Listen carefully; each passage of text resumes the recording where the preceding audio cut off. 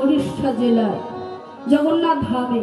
তা মাগো তাই উড়িষ্যা ভাগীরথীতে এলো, আর ভাগীরথীর তীরে এসে একটা মন্দিরে উপস্থিত হয়েছে। একটা মন্দিরে উপস্থিত হয়েছে, আর যেই না একটা মন্দিরে উপস্থিত হয়েছে বাবা, আজকে গৌরচাঁদ নিতাই চাঁদকে জিজ্ঞেস করছে, হ্যাঁ গো দাদা, এই যে মন্দিরটা এটা কার মন্দির, এটা কিসের মন্দিরে দাদা? হ্যাঁ গো মায়েরা, বাবা ঠাকুর, আজকে গৌরচাঁদ নিতাই চাঁদকে জিজ্ঞেস করছে। কেন না, নিতাই চাঁদ গৌরচাঁদ তো জানে না, নিতাই চাঁদ জানে, তাই আজকে গৌরচাঁদ নিতাই চাঁদকে জিজ্ঞেস করছে। ও মায়েরা, আজকে আমার নিতাই চাঁদ আর গৌরচাঁদের এই বয়সটা কতটা বলুন তো? কত দিনের বড় ছোট? আমার নিতাই চাঁদ হলো 11 বছরের বড়, আর গৌরচাঁদ হলো 11 বছরের ছোট। নিতাই চাঁদ শুধু বড় নয়, তিনি আগে সবকিছুটা পরিভ্রমণ করে গিয়েছিল, তিনি দর্শন করে গিয়েছিল। তাই আজকে আমার গৌরচাঁদ নিতাই চাঁদকে জিজ্ঞেস করছে, হ্যাঁ গো দাদা, এই মন্দিরটা কার মন্দির, এটা কিসের মন্দির? যে না বলেছে মা, আজকে নিতাই চাঁদ বলছে, আজকে মন্দির পরিবেশনের কথা বলছি। কোন মন্দির? সাক্ষী গোপাল, সে তো সাক্ষী গোপাল, সাক্ষী গোপাল, সে তো সাক্ষী গোপাল, সাক্ষী গোপাল, সে তো সাক্ষী গোপাল,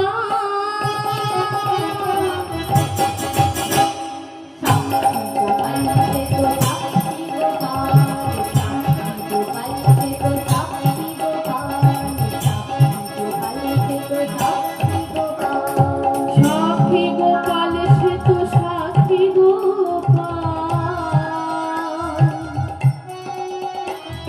সাক্ষী গোপাল, সে তো সাক্ষী গোপাল,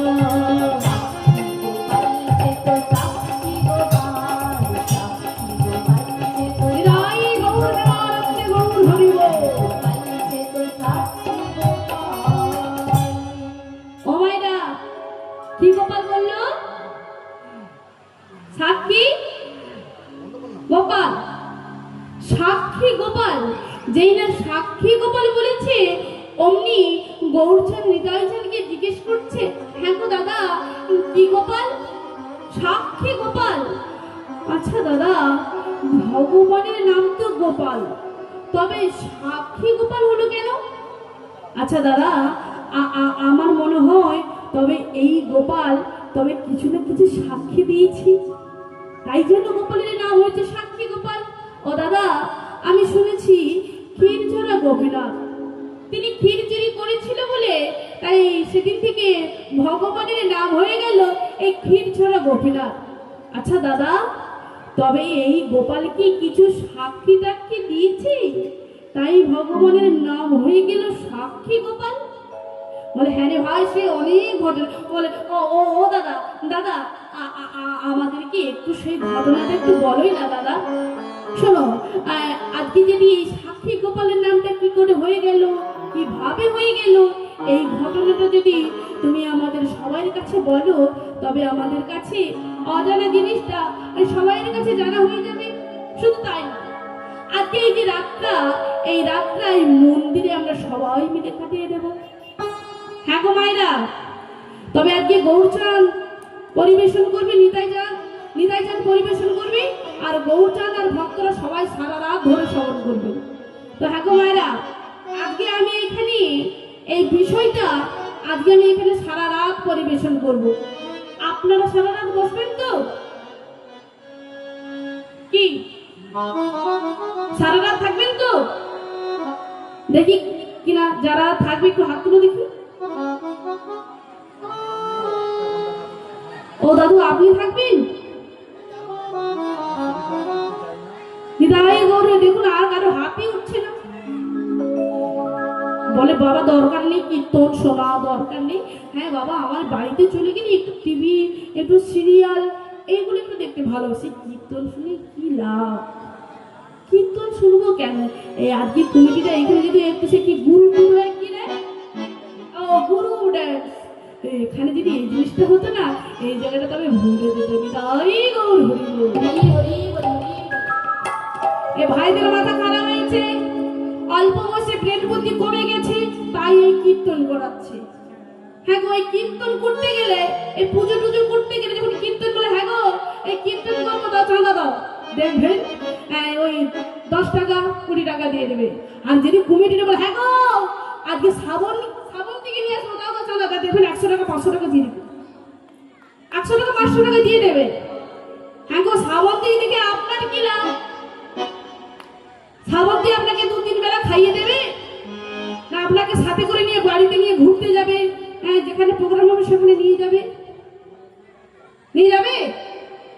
তবে তার বেলা 500 টাকা বের করে দিচ্ছ, আর কীর্তনের বেলা 20 টাকা বের করেছ কেন? এত কি নিচ?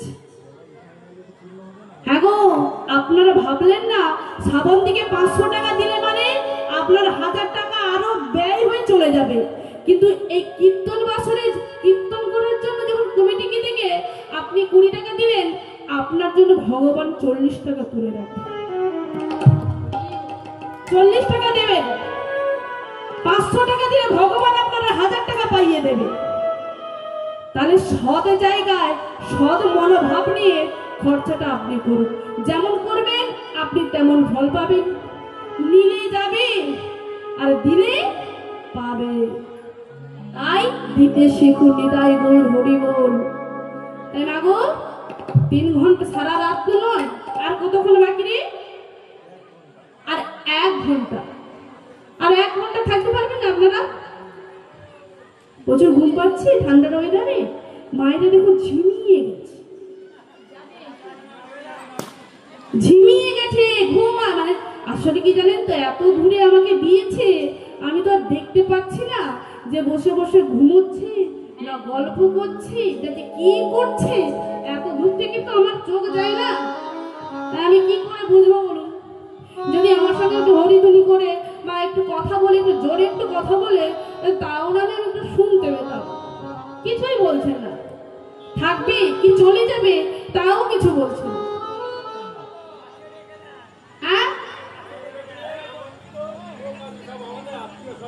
আত্মীয় স্বজন,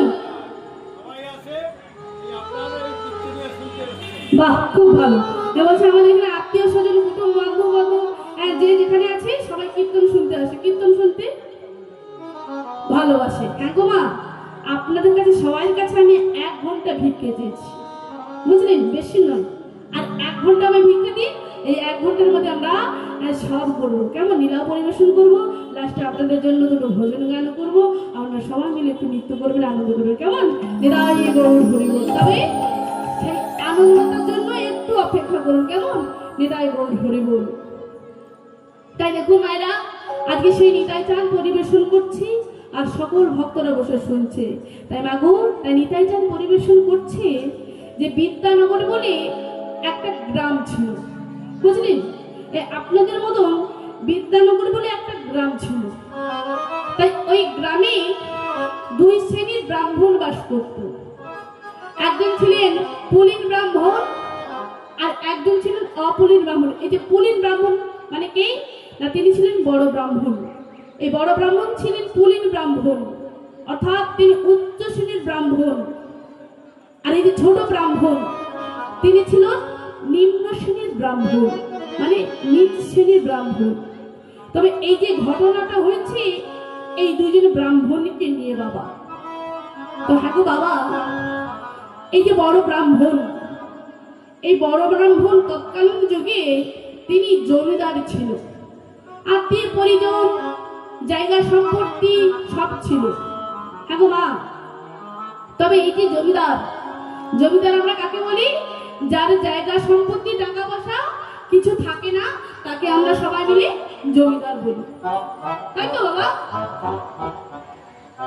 নাকি বলে যার জায়গা সম্পত্তি বেশি থাকে তাকে জমিদার বলা হয়। তাই যে বড় ব্রাহ্মণ জমিদার। হ্যাঁ গো মা, তবে জমিদার হলে কি তার জীবনে সব সুখ, তার আনন্দ না? তাই মাগো দেখুন, এই যে সবাই মিলে আমরা সংসারে বাস করছি, কেউ আমরা কখনো ভেবে দেখলাম না এই সংসার থেকে আমরা কি পাবো? সংসার থেকে আমরা কি পাবো? এত দিন ধরে এত কিছু আমরা সংসারকে দিয়েছি, তবে আমরা ভেবে দেখেছি যে এই সংসার থেকে আমরা কি পাবো? না, কেউ ভেবে দেখি না। তা বাবু, এই বড় ব্রাহ্মণ তিনি তিন ছেলে ছিল, তিনার তিন ছেলে এক মেয়ে, স্ত্রী সবই ছিল, কিন্তু মনে কোনো সুখ ছিল না, মনে কোনো সুখ নাই। কেন না, বড় ব্রাহ্মণের বৃদ্ধ বয়সে একটা বড় আশা জেগেছে।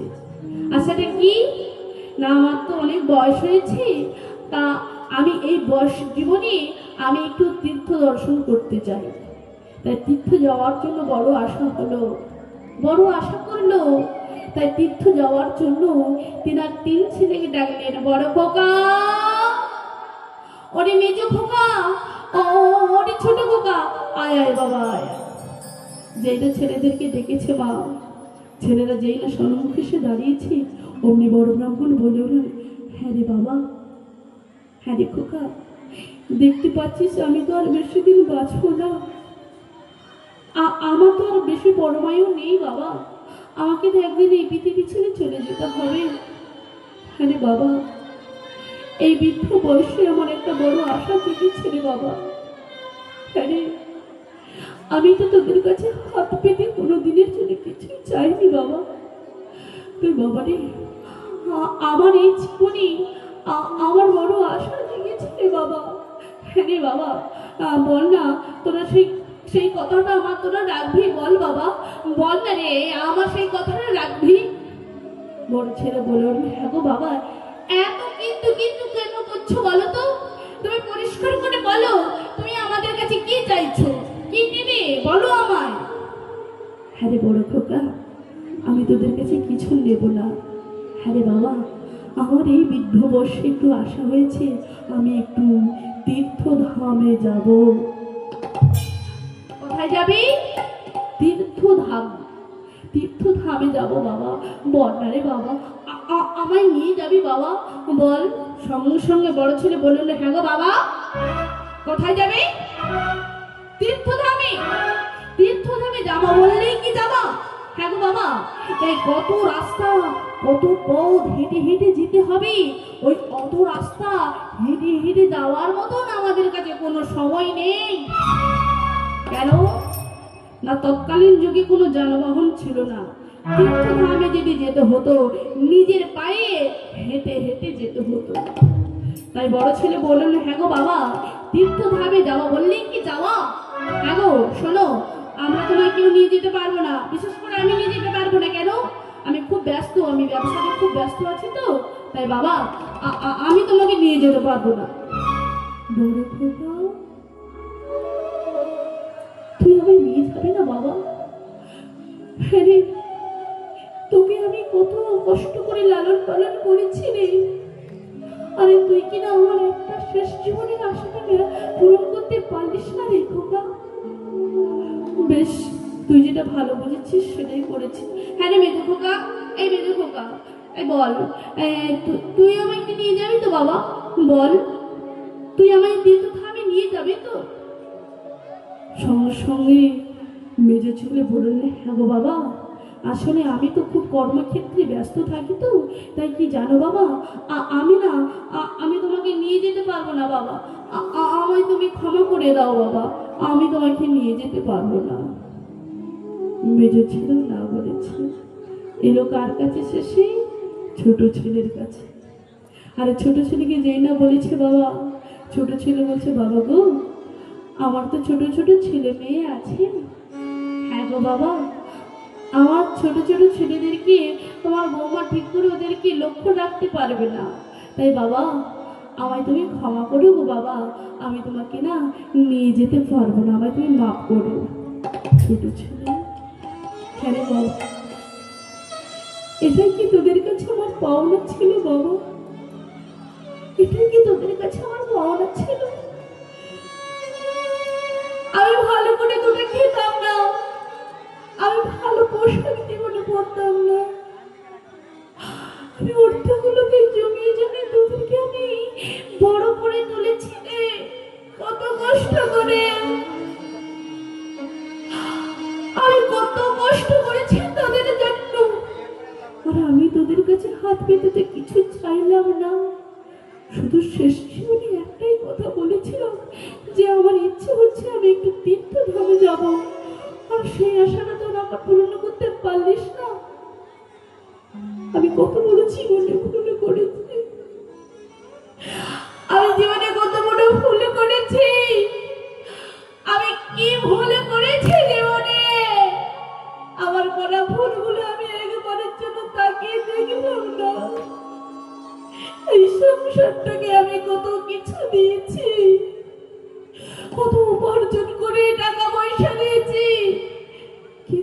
সংসার আমায় কি দিল? এই সংসার আমায় কি দিল? এই সংসার তো আমার শুধু দুঃখ কষ্ট ছাড়া আর কিছু দিল না। হ্যাঁ গো বাবা, এই সংসারে আপনারা সবাই বাস করছেন, কিন্তু ভেবে দেখুন তো বাবা, এই সংসার থেকে, এই পরিবারের কাছ থেকে আপনি কি পাবেন? আপনার জন্য কি অপেক্ষা করছে? তা বাবা, সংসারে বাস করুন, ত্রিপুত্র সবাইকে নিয়ে সংসার করুন। সংসার করতে করতে সংসারের বেশি মায়ায় জড়াবেন না। আর সংসারের বেশি যদি মায়ায় জড়িয়েছেন, তবে আপনার জীবনে দুঃখ কষ্ট ছাড়া আর কিচ্ছু পাবেন না আপনি। হ্যাঁ গো মা, কেমন করে না একটা পদ্ম ফুল কোথায় ফোটে বলুন তো? পাকের ওপরে তো। তাই এবার বলুন তো বাবা, ওই পদ্ম ফুলের গায়ে কি পাক লেগে থাকে? লেগে থাকে না। যেমনি একটা পদ্ম ফুল পাকে ফোটে ঠিকই কথা, পদ্ম ফুলের গায়ে যেমন পাক লাগে না, তেমনি এই সংসারে আমরা সবাই বাস করছি, সবাইকে নিয়ে সংসার করছি, কিন্তু সংসারের মায়াই বেশি জড়াবো না।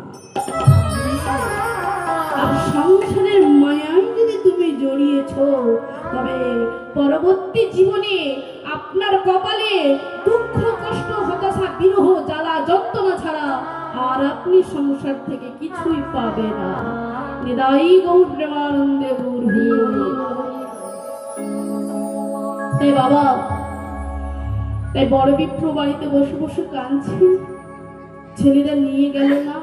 আর এদিকে যে ছোট বিপ্র বাবা, এই ছোট বিপ্রের আত্মীয় পরিজন কেউ ছিল না। আপন বলতে কে ছিল না? একটা গোপাল। তাই গোপালের জন্য তিনি কি করতেন না, প্রত্যেক দিন সকালবেলায় উঠে ভিক্ষার ঝোলাটা নিয়ে জীবের দ্বারে দ্বারে ভিক্ষা করতে যেত। আর ভিক্ষা করে যাহা কিছু পেত, ওই গোপালকে ভোগ গ্রহণ করে ভগবানকে ভোগ দেওয়ার পর প্রসাদটা তারপরে নিজে সেবা করত। তাই আজকে প্রত্যেক দিনের ন্যায় আজকে কি করেছে? স্নান করেছে। আর স্নান করার পর তিনি কি করেছে? ভিক্ষার ঝোলাটা নিয়েছে, তাই জীবের দ্বারে দ্বারে ভিক্ষা করতে